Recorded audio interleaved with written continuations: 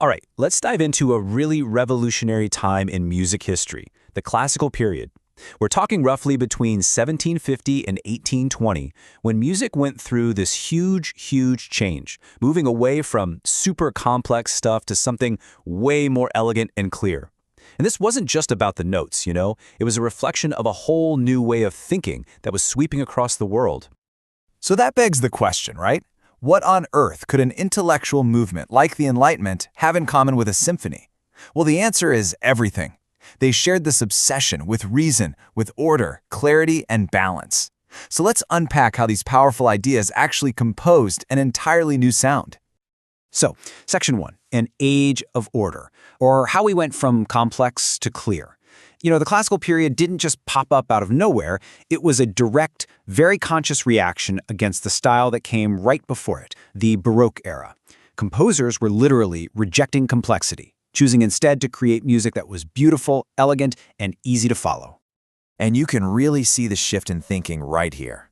Think of Baroque music like this incredibly ornate, grand castle. It's impressive for sure, but with countless intricate details and different melodies all weaving together at once.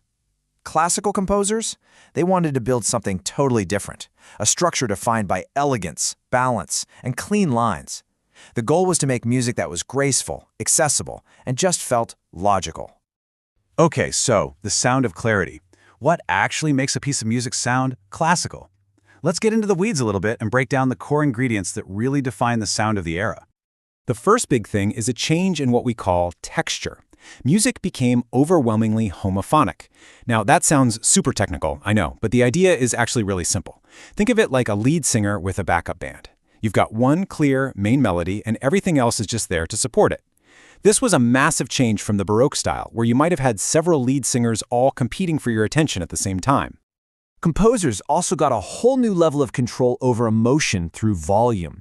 Instead of the sudden jumps from loud to soft you hear in a lot of Baroque music, they pioneered these gradual changes. The crescendo, getting louder bit by bit, and the diminuendo, getting softer, let them build tension and release it in these powerful ways of feeling. It was a game changer for musical drama. And it wasn't just the volume. The melodies themselves got a makeover. They were built in these balanced, symmetrical phrases, almost like a musical question and answer. This created a sense of predictability and order that our brains just love. It makes the music feel logical and natural, kind of like a perfectly structured sentence. It feels right? So, with all these cool new tools, composers needed some blueprints to build their bigger pieces, and that brings us to the architecture of sound, the musical forms that gave structure and coherence to things like symphonies and sonatas. And the most important blueprint of all was something called sonata form. The easiest way to think about it is like a 3-act story for music. Act 1, the exposition. This is where you meet your main characters, the core musical themes. Act 2, the development. This is the adventure part, where those themes get twisted, challenged, and explored. And finally, Act 3, the recapitulation, which brings the main themes back home, usually in this big, triumphant, and super satisfying way. And this powerful storytelling structure, this sonata form, it was the engine behind basically all the era's greatest hits. The Grand Symphony, the dramatic concerto with its star soloist, even the intimate string quartet, they all relied on this clear, balanced structure. It was the creative playground for the period's greatest minds. And at the same time, all this was happening, the orchestra itself was expanding. Woodwinds and brass instruments became standard, giving composers this vibrant new palette of tonal colors to paint with. And, maybe most importantly, the piano replaced the harpsichord. Why? Because the piano could play both soft and loud, piano and forte. It could whisper and it could roar, unlocking the exact kind of dynamic and emotional expression composers were craving. All right, every era has its rock stars, right? The people who define it. And the classical period had 3 absolute giants who took all these new ideas and just perfected them. Let's meet the masters.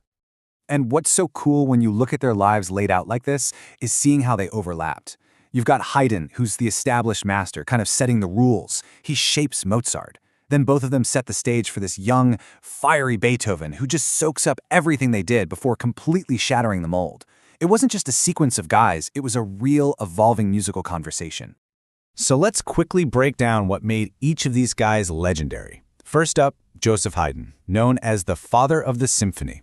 He basically wrote the rulebook for the era's most important musical form. Then you have Wolfgang Amadeus Mozart, the famous prodigy, who took that rulebook and created music of just unparalleled elegance and emotional depth. And then there's Beethoven. He mastered their classical language completely, but then he used it to express something so new, so personal, that he became the bridge to a whole new musical universe, Romanticism. So why does any of this matter today? I mean, this was hundreds of years ago. Well, it's because the innovations of this period didn't just fade away. They became the fundamental grammar of Western music, a language we are all still speaking today. Seriously, think about it. The core principles that were perfected back then, clear structure, logical harmony, balanced melody, they became the foundation for almost everything that came after. From the epic movie scores that give us goosebumps to the pop songs we sing along to, you are hearing the echoes of the classical masters. And Beethoven? Man, he's the key to this whole transition. He totally mastered the elegant, ordered language of Haydn and Mozart, but then he started shouting with it. He infused it with a raw, personal passion and struggle that they had never really expressed. He took the age of reason and gave it a furiously beating human heart, which paved the way for the emotional explosion of the Romantic era.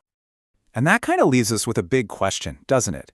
If the music of the classical period was a perfect mirror of its values, of order, reason, and clarity, what does our music today say about us?